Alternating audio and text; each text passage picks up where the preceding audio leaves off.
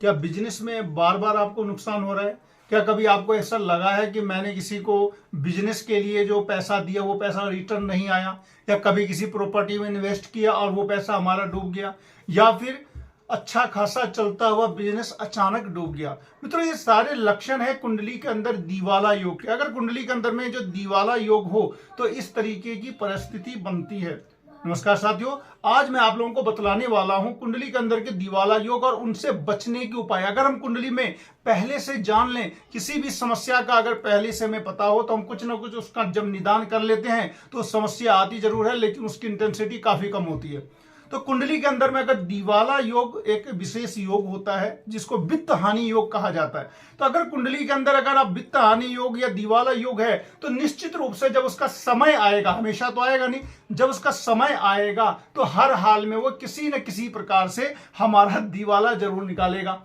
दिवाला निकालने का मतलब यह है कि हमें हानि होगी, बड़ी हानि होगी। छोटी मोटी हानि को योग में नहीं लिया जाता, छोटी मोटी हानि होना साधारण बात है। लेकिन अगर आपके साथ कभी बड़ी हानि हुई है, अच्छा चलता हुआ बिजनेस अचानक डूब जाए, कहीं पे हमने बड़े लाखों की संख्या में कहीं पे पैसे हमने दिए और वो उसने देने से मना कर दिया, कहीं ऐसी प्रॉपर्टी खरीदी जो फंस गई और वो प्रॉपर्टी हमें नहीं मिल पाई, या फिर बिजनेस के लिए ही किसी को पैसा दिया वो पैसा डूब गया, या फिर अच्छा चलता हुआ बिजनेस अचानक डूब जाए, तो ये सारी बातें दिवाला युग में आती हैं। मित्रों, इसका जो मैथमेटिक्स है, जो मैथमेटिकल कैलकुलेशन है, वो कैसे हम पता करेंगे? सबसे पहली बात, हमारी कुंडली के अंदर में जो सेकेंड हाउस होता है वो धन का होता है। सेकेंड हाउस जो होता है वो बैंक बैलेंस का होता है। तो बैंक बैलेंस वाले घर का जो लॉर्ड है, यानी कि सेकेंड हाउस लॉर्ड, यानी कि द्वितीय, अगर 6, 8, 12 यानी कि 6th हाउस में, 8th हाउस में या 12th हाउस में जाकर के पीड़ित हो जाए, यानी कि सेकेंड हाउस का लॉर्ड अगर 6, 8, 12 में हो, तो किसी न किसी ऐसी समय जब दशा अंतर दशा प्रत्यांतर आपका खराब होगा, 7.5 रहेगी या 2.5 रहेगी, या किसी न किसी प्रकार से नेगेटिव प्रतिकूल समय रहेगा, उस समय में आपको बड़ी वाली वित्त हानि होगी।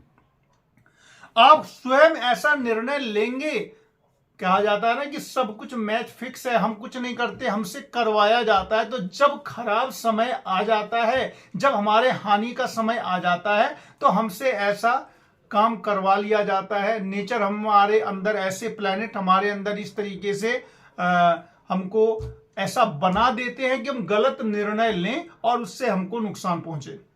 तो अगर द्वितीय 6, 8, 12 में है तो निश्चित रूप से हम स्वयं ऐसा कुछ निर्णय लेते हैं, ऐसा काम करते हैं कि जिससे हमें नुकसान हो जाए। उसके बाद सेकेंड हाउस और 12th हाउस। 12th हाउस होता है व्यय का, खर्चा का, सब कुछ खत्म हो जाना, यानी कि जो पैसा है उसको खर्च कर देना किसी न किसी हालत में। और द्वितीय होता है सारा पैसा जमा होना। तो जब कभी भी जो पैसा हमारा जमा करने का मालिक है और खर्चा का मालिक है, दोनों मिल जाएं और वो दोनों मिलके 6, 8, 12 भाव में बैठ जाएं, यानी कि सेकेंड हाउस लॉर्ड और 12th हाउस लॉर्ड दोनों ही 6, 8 और 12 में अगर जाकर के बैठ जाते हैं, तो भी बहुत ही बड़ा वित्त हानि का योग बनता है, जिसको दिवाला योग कहा जाता है। अभी मैं इसके एग्जाम्पल भी बतलाऊंगा आगे, अभी आप पहले समझ लें। इसके बाद सेकेंड हाउस जो होता है वो धन का होता है, बैंक बैलेंस का होता है। और बैंक बैलेंस के घर में अगर सूर्य, शनि, मंगल, राहु, जितने भी पापी ग्रह हैं वो इकट्ठे अगर बैठे हो, सूर्य, शनि, मंगल, राहु चारों के चारों मान लिया बैठ जाएं, या फिर कम से कम 3 बैठ जाएं, या कम से कम 2 बैठ जाएं, यानी कि सेकेंड हाउस में अगर अधिक से अधिक पापी ग्रहों की स्थिति बनती है, तो भी ये एक दिवाला योग या वित्त हानि का योग बनता है।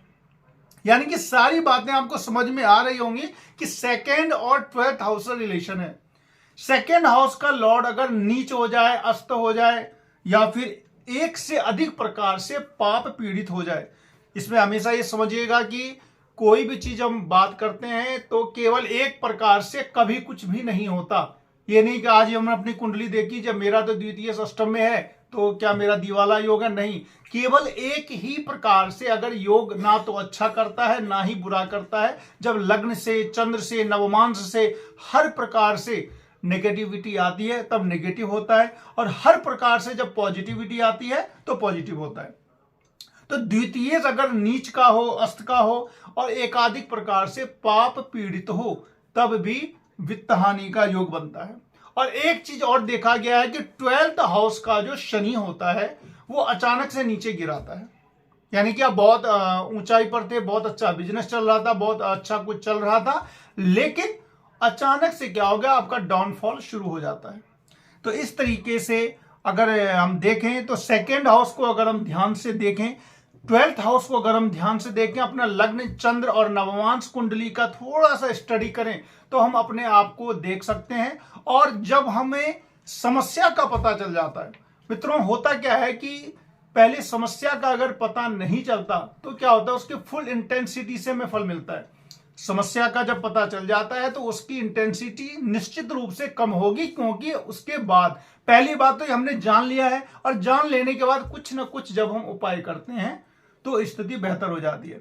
अब देखते हैं, अब जो कुछ इस तरीके के जो दिवाला योग हैं, जैसे कि अनिल अंबानी जी की कुंडली में अगर हम कुंडली को देखें तो उनकी कुंडली में भी जो है 12th हाउस में शनि है। उसके बाद अमिताभ बच्चन जी की कुंडली में भी आप देखें तो सेकंड हाउस का लॉर्ड छठे भाव में है।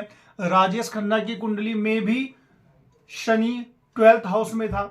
यानी कि कुछ न कुछ परिस्थितियां लग्न कुंडली में ही इतना मिल रहा है। अब सोचो, लग्न में हम देख के ये बतलाते हैं, लग्न में ये है, फिर चंद्र से होगा, फिर नवमांश से होगा, और जब सारी चीजें एकदम से मिल जाती हैं तो पता चल जाता है। अगर इन केस किसी की कुंडली में अगर इस प्रकार का दिवाला योग हो तब क्या करें अगर कुंडली के अंदर, तो इसके लिए आपको हर हाल में सेकेंड हाउस का जो आपका लॉर्ड है उसको ध्यान से देखें कि कौन है, और उस प्लेनेट की आपको पूजा करनी होगी। और आपको विशेष ध्यान रखना होगा कि जब कभी आपकी 7.5 आएगी या फिर अढ़ैया आएगा शनि का, उस समय में आपको शनिदेव की पूजा और हनुमान जी की पूजा रेगुलर करनी होगी, क्योंकि ये सारी चीजें आदमी को कोई भी चीज बीमारी तभी दबाता है जब उसकी इम्यूनिटी कमजोर होती है। तो कुंडली के अंदर में जब हमारी कुंडली कब कमजोर होती है, 7.5 के समय, ढैया के समय ऑलरेडी परेशानी चल रही है, और साथ ही साथ अगर ये नेगेटिव योग भी अगर मिल गए तो वो क्या हो जाता है, बढ़ जाता है और स्थिति बद से बदतर हो जाती है। तो इस तरीके से दिवाला योग के बारे में मैंने बतलाया। आप लोग चैनल को लाइक शेयर सब्सक्राइब जरूर करें। मिलते हैं नेक्स्ट वीडियो में, तब तक के लिए नमस्कार।